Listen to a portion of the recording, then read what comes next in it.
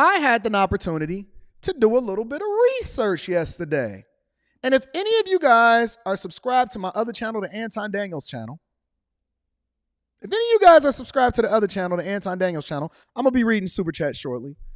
Then you got a little bit of a glimpse of what I was able to see as far as the striking people. I'm going to get to Richard Fain. Don't worry, I'm going to get to that. It's not as bad as you think, but I'm going to get to Richard Fain. I had an opportunity, shout out to Daniel, I'm going to read that Super Chat shortly, to do a little bit of research. So before I share with you my research, and before I bring Chicago to the front of the congregation, let me go ahead and give you a little bit of insight on what's going on as far as the auto crisis in the UAW. Has laid off 150 additional employees at the Sterling Axle plant amid the ongoing UAW strike. The hourly employees were told not to report to work yesterday, bringing the total number of layoffs at the facility to 418. Sterling produces axles for the Ford Super Duty and other vehicles that are assembled at the shuttered Kentucky truck plant. Right now, more than 16,000 Ford workers are striking, along with more than 2,700 workers who have been laid off at 10 sites. So, more people are continuing to be laid off, all right? But I also want to bring you up to date on what's going on as far as the sentiment of the people that are on the picket lines. Now, let me be very clear. From what I've gathered, and I could be wrong, and this is why I'm opening it up. No. That's just 418 layoffs at that particular site. There are thousands of layoffs in the auto industry right now, but we're going to get to that. Why they getting their little $500? All right, cool. Because I know that in the beginning, y'all was all gung-ho. Everybody had a lot of vigor. Everybody was standing on their square, and we supported and all of this stuff, right? Okay, cool. We in week 5. 35 days, week 5. Week 5. All right? And these people that are on the picket line, I heard, and I'm open to correction, that if they don't put in their time on a picket line, they don't get their $500. So y'all incentivizing people to hold up signs that don't even want to be out there. Well, let's see what the sentiment of y'all remember how people were when they first started? Let's see what the sentiment of the people are now that we in week 5. A patient seems to be wearing thin for some members of the UAW. We are 5 weeks into the strike against Detroit's big 3 automakers. And as Dave Kinchman reports, some members are urging union leaders to get them back on the assembly line. Mr. Fain, get us back to work. Enough's enough.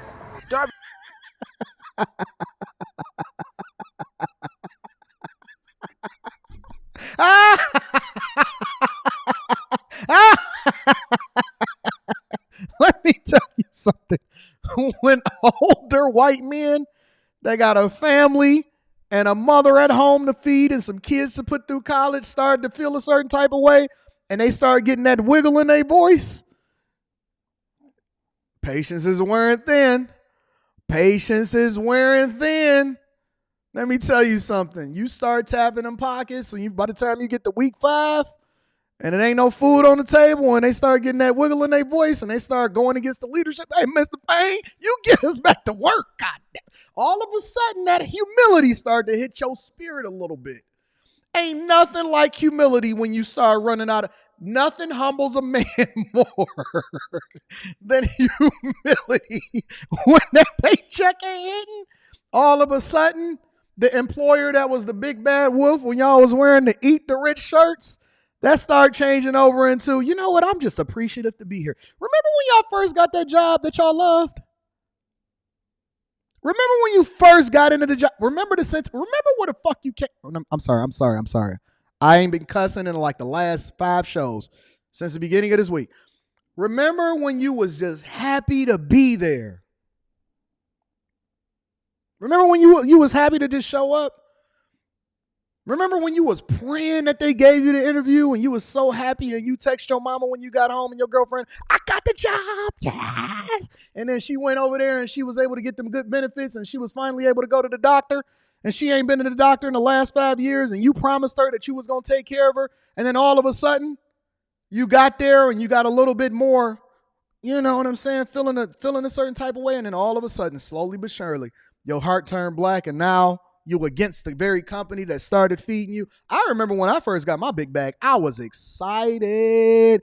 We was praising God. We was thanking Jesus. Oh God, you are the greatest. I paid some extra tithes that week. I was thankful. I was humbled. I had promised God. I said, I will never, ever be haughty in spirit, be ungrateful. I will pray to you and thank you for every day for the rest of my life. And I have never forgotten it. I never forgot it. I recorded the moment when I first got my first big bag after going broke. Because when I first started getting money, I was 18. I didn't understand, I'm the big dog and all of that stuff, right? But then when you went broke and you lose all of your cars and you go back into your mama's basement, you thankful. Oh, God. That's right. Enforcer 2K9. They don't know nothing about that. Hallelujah. And then the old women in the church, they praising God for you. Yo, thank God. The young man got a job. He can finally take care of his family. I'm going to keep it 100 with you. I'm going to tell you the truth. I remember when I first got that after the 2008 crisis, boy, I was thankful to Jesus. It did not matter what the pay was, but then when they said the pay, I said, oh, look at God work. Look at God. Look at God. It was different. Listen, when you first get that bag and you start calculating what your paycheck is, before you get your first paycheck, you start calculating how much your payments is going to be.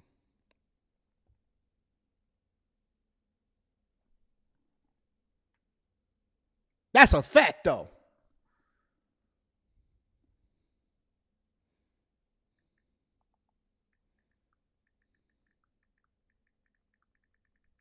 Before you get your paycheck, you start calculating how often you going to get paid, what you going to pay when you pay, and how to do it.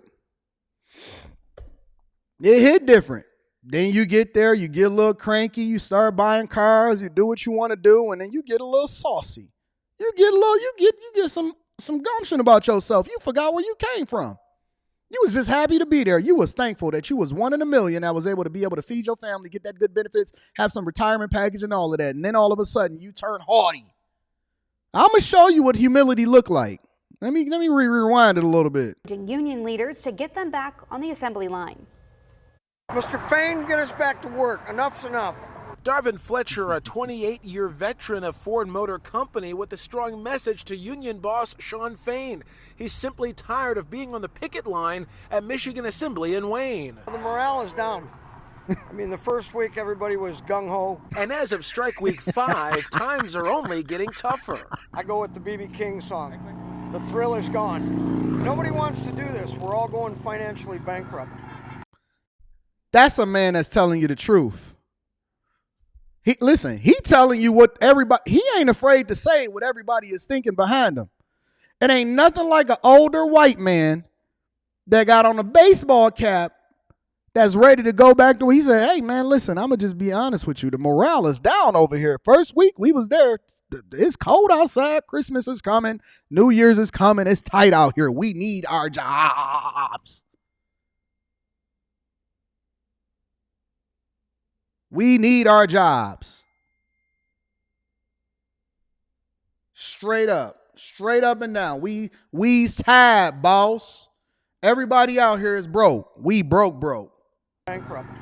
You know, we weren't even getting a full 40 hours a week since like May.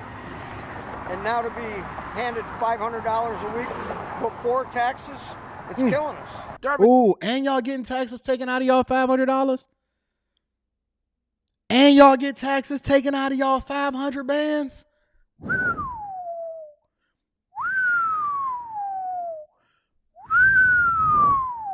It's tough out here in these streets. Says workers are waiting for Ford and Stellantis to put all EV battery production in a UAW agreement they can get behind the way GM pledged to do so. Otherwise, he feels Ford has given them a good enough offer that he can live with. Well, like I tell all these young guys, you know, they're wanting the moon and the stars. take what you can get before you lose what you got. Meantime, experts watching the auto industry say the strike has prompted a widening shortage of mid-sized trucks, which were already in short supply when the strike began back in mid-September. If you're looking for a Ranger or a Colorado, it may be many months until you can actually find sort of the one you're looking for, because it will take a while to. Let me tell you something. They out there on the dealership lots right now. I went over to Suburban Ford of Waterford yesterday, and it is F1. Listen, anything that you want to buy, don't listen to the J.D. Power and Associates, Tommy Gemini. He's saying it's the specific one. If you want it to a specific specification to where they can build it right now, then it's plenty of Rangers, F-150s, Explorers, anything you want to buy, Chargers, Challengers, Hellcats, Malibus, Silverados, any kind of car you want, they got a 90-day supply, 90 to 120-day supply out there for consumers. The dealers are still selling cars, boss. They still have an availability. Let me tell you something. This is a big bank take a little bank. This is big bank take a little bank. You want to play tough? We offered you a 20% raise. You already getting profit sharing. Them $15,000 checks you used to be getting every single year in bonuses, them $20,000 checks. Benito. They overbuilt because they already knew what you was doing, and they putting together factories to where they ain't got to continue to hire no more, y'all. To rebuild those inventory levels. We were just getting ready to launch the 2024 Ranger and the 2024 Bronco. The 2024 Ranger is sold out for a year, and now it's sitting there empty. That's a man after my own heart. He said, listen, it's tied. We's tied, boss. We's tied, boss.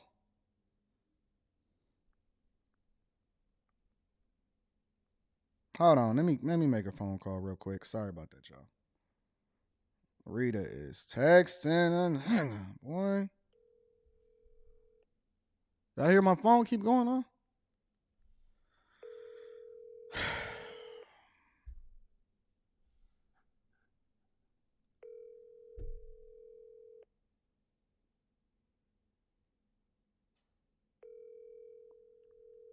Now she don't want to answer the phone. She texted me all day long, but she don't want to answer the phone. Good grief, girl.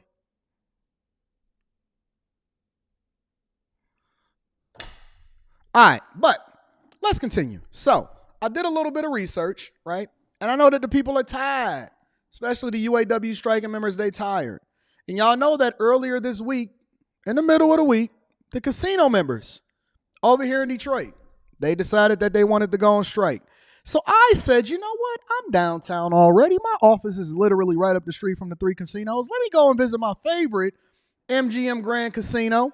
That's where I usually have all of my people staying that come into town. I give them the presidential suite and all of that stuff, right? I said, let me go over here and see what it is that they got going over here at MGM Grand Casino. Let's go. Ooh, you got the pair. Yeah. Let me preface this video by saying that I did a little bit of gambling while I was there. I seen some of my favorite dealers on the floor. And this is the interesting part. I'm going to give you a little bit of insight into this. We're going to split those. Let's split them. Yeah. Let's split them. These is $100 chips, by the way. And I got 300 a piece on the table. You know what to do with that one. That's a no-brainer. No worry, no worry. Let's bust. Yeah, we about to bust that. Let's bust. Bust that out. I had a little bit of fun. I'm splitting sixes. Over there at MGM Grand. I split sixes. When I see a 4, 5, or a 6 on a face card, I split sixes. Hey, baby. Hello, my love. Do they take a wire? So when you called, I was on the phone with her, and I don't think that they do. She doesn't quite even understand like what that is. So she said she about to call the bank and call her bank and find out if she can do it, and she'll call me back. How much do they want? It's $28,000. Okay. Because if they don't take a wire, we got a flight today, then I'll just pay them on Monday, and we could just give them a cashier's check. Are they cool with that? Yeah, I mean, she said if the wire don't go through, then we can just do the cashier's check. That's fine. Tell her to get the bank information and all of that and send it over, and then I'll try to get the wire to him today. If not, then they could just take the cashier's check on Monday. Give all her bank information is what she's saying, basically. Okay. But I'll let you know when she call me back. Okay. All right, bye. Bye. See all of those striking workers right there? It's crazy. Somebody said that they allowed me to have the phone out at the table. Of course they let me have my phone out at the table. Man, Anton Daniels. Spent a lot of money in that place. It's getting cold outside. It's a lot of them. I didn't even think it would be that many of them. Look at all those people striking. And they all still striking. And MGM still open for business. What do you guys say that we go ahead and take a tour and see how MGM is being affected, which we don't know the financials, but how about we go and see how MGM is being affected by what's happening out here? I think they get strike pay too, right? Just like the UAW workers. Dang, this line is long. It's a lot longer than I anticipated it being. They got porta potties out there.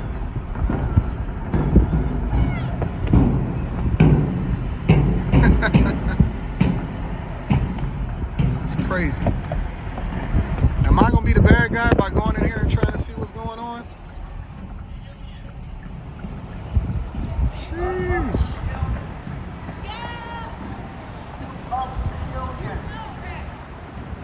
Oh man, I'm gonna be the bad guy if I go in here. I'm scared. So let me mute this for a second and give y'all a little bit of insight of what's going on. So they out there striking, right? Everybody struck. And they over there calling scabs. They telling people that they scabs that's going in there. I guess it's both people that actually work there and people that customers. Scabs and customers. They calling everybody a scab. Everybody is being called a scab that comes in there. And so I had to go in there and find out what was going on myself. Hey, what's going on? Huh? Nothing. Hey, how you doing? I got your text message. I know. Yeah, I just wanted to let you know. Thank you for everything. Oh, you so sweet. You know I don't consider I don't consider you a mother-in-law. I consider you a mother. Oh, that's so sweet. I had such a good time. You guys are so good to me. I just, I feel bad, because I'm so independent, and I just feel like I don't want to take advantage of anything. What you mean take advantage of anything? You know we take care of you. You know you good. Okay. Okay? Yeah, I will. Okay. Let me know if you need anything, love. Okay, well, thank you so much. You guys do so much for me. I keep telling Rita she does so much for me, and I appreciate her and you so much. Oh, you so sweet. Okay, I'm going to talk to you later, love. Okay, thank you. All right, bye. Okay, bye-bye. So anyways, I go into the casino, and I need to know what's going on. And what I found was that as I went to the cages, there was people working. And then when I went out on the floor, and this was a Thursday afternoon, right after I got off to the Millionaire More show, right? When I got off the floor, look at all of these people in the casino. Listen, it was booming. It was booming. It was people. I seen some videos on TikTok and they was like, ain't nobody in here. We gonna break the casinos. It's people everywhere. Every slot machine was booming. We was at the tables running it up. I think I made like $1,600, $1,700, and then I tipped them. Actually, I had made like $1,850. I tipped them $250, and then I got out of there. It's booming in there. I don't know if they bringing in workers from out of town. I had some of my favorite pit bosses dealing to me. They literally came over to the table and started dealing to me, and that was one of the people. My favorite pit boss was over there dealing to me. I asked the lady at the cage, I said, hey, ma'am, are y'all also unionized? She was like, mm-hmm. I said, what you doing in here? She said, I'm working. She said, I got a family to feed. I said, okay. Let me tell you something. People ain't messing around. They got bills to pay. They got families to feed. It's things to do. It's stuff happening out here. Mama need a new hip. Daddy need a new knee. When you say that you don't want to do it, somebody else come behind you and they be like, all right, I got you. Look at all of those people. People in there. I got me a new free blender. Everything was pumping and bumping and doing the same thing that it was doing. And I said, is this a Thursday? I went in there, I got my free play, swiped the kiosk. They gave me $125 in free play, a free blender, and then they gave me $1,600 after I tipped the dealers to go ahead and go about my way. I said, okay, I see what's really happening out here. Look, they gave me free table game offers. I had to document what was going on. Yeah. Everything was still happening. Everything was still playing. You see the pit? Plenty of people was over there at the pit gambling. There's plenty happening.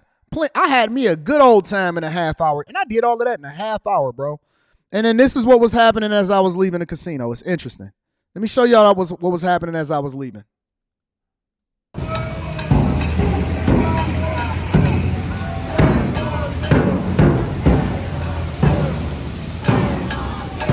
Cold outside. It's cold outside.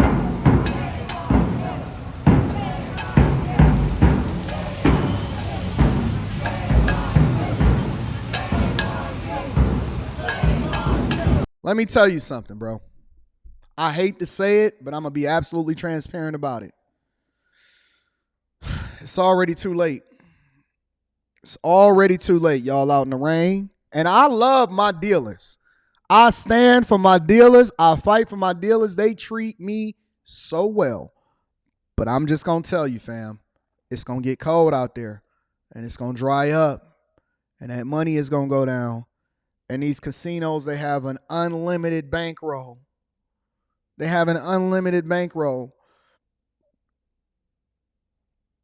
if you don't do it, somebody else will. And you can stand in front of their car all they want to, and then they're going to wait for you to go walk past, and you're going to still get rained on, and they're going to go in there and they're going to go and get their paycheck. Stop being dependent on these large corporations in order for you to survive in the first place. Inflation is up, housing prices, interest rates, homelessness. Now is not the time. I'm just going to tell you. Now is not the time for you to stand on your square when you don't have nothing to fall back on. That's only for people that got leverage. Leverage allows for you to actually make more money, right? It's supply and demand. It's cold out here in the D. It's cold all across the United States of America. I know people right now that have moved from a whole nother state to go over here and come and get a job. That's a fact, though.